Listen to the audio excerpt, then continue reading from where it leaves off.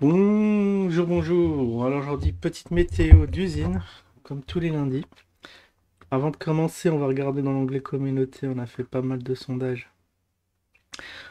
Ah, le nouveau projet de KB, c'est vrai qu'on n'en a pas parlé, je vais essayer de faire ça en semaine, à moins qu'il fasse déjà un nouveau live.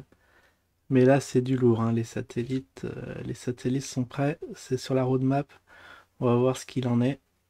On va voir le live plus en détail et s'il y a du concret derrière ou pas. Karma TV. Ah oui, Karma TV, il y a un truc qui m'a fait exploser. Attendez, je vais vous montrer ça vite fait. C'est, euh, Ça sent l'amateurisme à plein nez. Je pense que c'est aujourd'hui qu'ils devaient lancer leur truc. Voilà, je vous mets ça. Hop, hop, hop. Bon, on y est. La connexion qui n'est pas privée des individus malveillants tentent peut-être de subtiliser vos informations personnelles sur le site karmatv.net. Les mots de passe, les messages, le numéro de carte de crédit. Alors faites attention, hein, ne mettez pas votre carte là-dedans tant qu'il y a ce petit signalement. Par exemple, en savoir plus, voilà, certificat, bénéficier d'un niveau de sécurité plus élevé Chrome, activer la protection renforcée. Ça devait pas être aujourd'hui? Parce que c'était 16 jours, on nous avait dit, bah je crois que le décompte est bon. Que se passe-t-il? Que se passe-t-il? Oui, apparemment c'est pas aussi facile que ça de migrer. Peut-être, bon, on va lui donner des mauvaises idées, mais il faut faire une petite levée de fonds supplémentaire pour payer les serveurs, parce que finalement ça va pas être 30 balles qu'il va falloir mettre par an, mais beaucoup plus. Affaire à suivre, là aussi. Je sais pas comment ils vont s'en sortir, mais bon, peut-être à la rescousse, un nouveau projet, hein. Comme vous vous souvenez, hein, on mine avec les vélos. Où est-ce que ça en est là? Bon, pas de nouvelles, c'est normal. Pas de nouvelles, bonne nouvelle, comme on dit. Bon, sinon, on va parler plus crypto. BTC. BTC, alors qui respire, hein, Ouais, fallait que je fasse une météo du BTC pour que vous sachiez ce qu'il en est. Parce que vous voyez, ça a petit pumpé, ça retrace, faut faire les fibos, machin, voir à quel niveau ça va retracer et repartir de plus belle. En tout cas, voilà, tant que la zone des 16K n'est pas enfoncée, on est bon. Sur l'année, normalement, on devrait pas casser ce support. Ce qui veut dire qu'on va plus voir les 10K. C'est fini les 10K pour ceux qui l'attendaient. En tout cas, ça aussi, affaire à suivre. Bon, ce que je vois, moi, c'est que ça va retracer. Ça peut retracer. À vue, là, juste à vue de nez, hein, ça peut retracer. On a combien là? À 18. 18, même plus ici sur 18 et pour repartir de plus belle. Là aussi, on va suivre intensément, assidûment le marché directeur et on passe aux zinzins. Ah oui, alors j'ai passé beaucoup d'ordres. Ah, il y a des ordres qui sont passés, il faut que je les reporte. Je crois que il y a le Glouki. Ah, le Glouki qui n'a pas. Bon, je vais voir ça après, mais je crois que c'est le Ziri. J'ai dû vendre des Ziri dernièrement en automatique. Ah, il y a du Glouki qui a été vendu. Oh, bizarre. Ou alors j'ai pas mis mon ordre, hein. Attends que je regarde dans des petites notes. Ah non, le Ziri n'a pas atteint les 7152 Satoshi. Quelle tristesse. Bon, je vais voir ça dans les détails plus tard. Déjà, on va s'occuper du matricule du zinzin. Oh, qu'il a une bonne tête. Il y a un petit triangle qui est en train de se former. Que du bon. Regardez-moi ça. Hop, alors depuis le début de l'année, là, si on met comme ça. Ah, lui aussi, il est en train de... Là, si on pose sur la bougie de début d'année, on va pas prendre les mèches, bien évidemment. Il est en train de retracer, on a rebondi. Ah, sur les 78, c'est pas commun. Là non plus, on va pas prendre les mèches, on va prendre juste le point bas, la 2023, qui était à 16. Et ça, ah oui, mais là, la mèche, vous voyez, elle est très très forte. Et ça a rebondi entre les 61 et les 78. Bon, apparemment, les traders n'ont pas fait leur travail.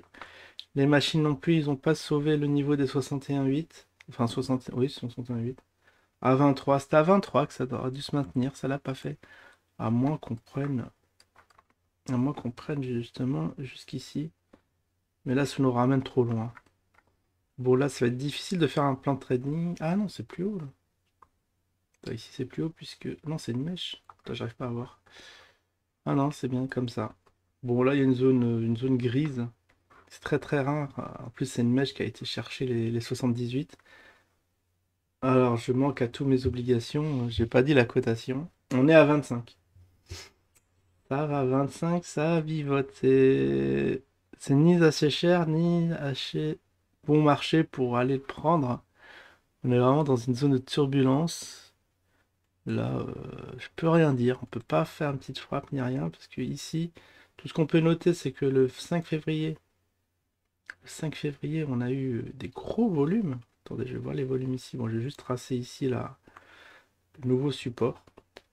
Normalement, c'est... Voilà, si on compte pas les mèches, le support, si je veux être rigoureux, ça va être là. Mais vous voyez, ça correspond à aucun niveau de fibo. Ça a été à l'aveuglette. Un peu bizarre. Ah, on est en 4 heures. Pourquoi on est en 4 heures? Attendez, je me suis dit, il y a un truc bizarre. Si je me mets en journalier. Bon, ça va avoir à peu près la même tête, mais c'est juste... Oh, déjà, c'est beaucoup plus beau. Il y a moins de... Enfin, j'allais dire, il y a moins de mèches. Il y a moins de mèches, effectivement. Les volumes. Oh là, en février, là, le 2 février, qu'est-ce qui s'est passé? Il y a Pougne et Matmat qui sont battus en duel ici. Et notre ami Fab in Love. Ah là, on est trois sur l'actif. Vous voyez ce que ça fait lorsqu'on n'est pas nombreux. Ça vivote bien avec des grosses mèches et un petit corps. Je crois que ça s'appelle un bourreau dessus.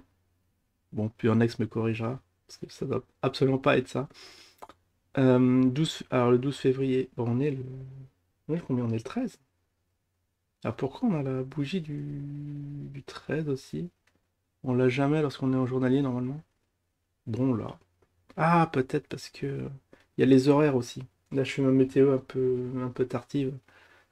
Peut-être que on a passé peut-être 15 heures. Non, je sais pas, c'est bizarre. D'habitude, on a juste la bougie de la journée précédente. Bon, alors on peut voir. La semaine dernière, on avait fait une météo. On devait être le combien? 17, 13 moins 7, 6. Et je crois que c'était le 7 puisqu'on l'avait fait mardi. Donc on était en plein. Ah! J'avais dit ici, c'était une zone à surveiller. Ouais, je me souviens, on était dans les 61,8. Vous pourrez le vérifier.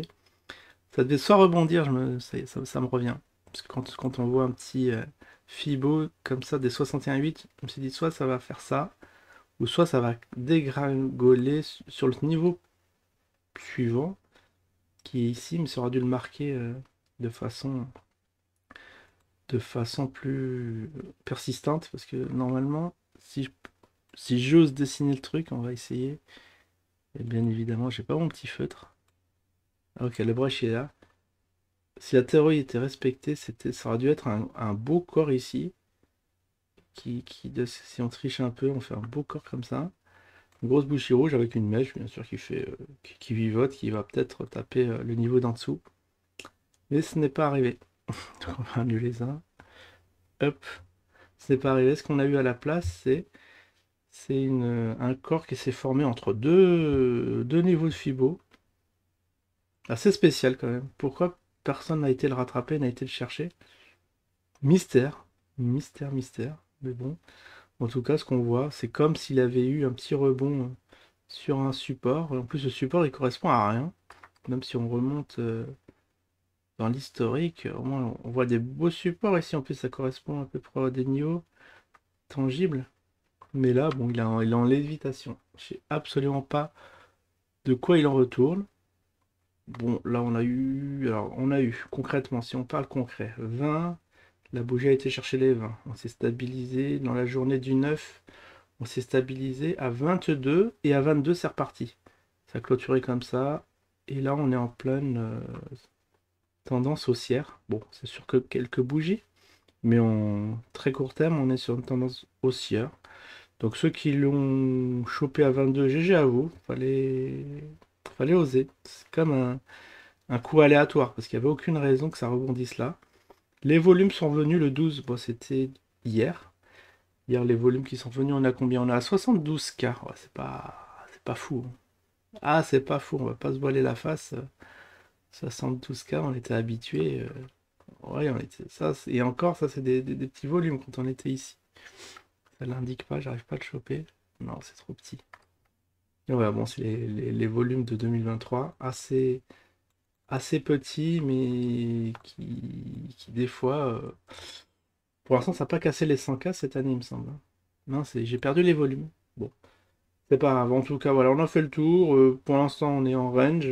Donc, quand on est en range, on ne fait rien. On attend les cassures par le haut, ici, dans les 35. Quand ça va revenir à 35 et ça monte, Petit live de KB, ça peut aider, ça va partir aussi sec.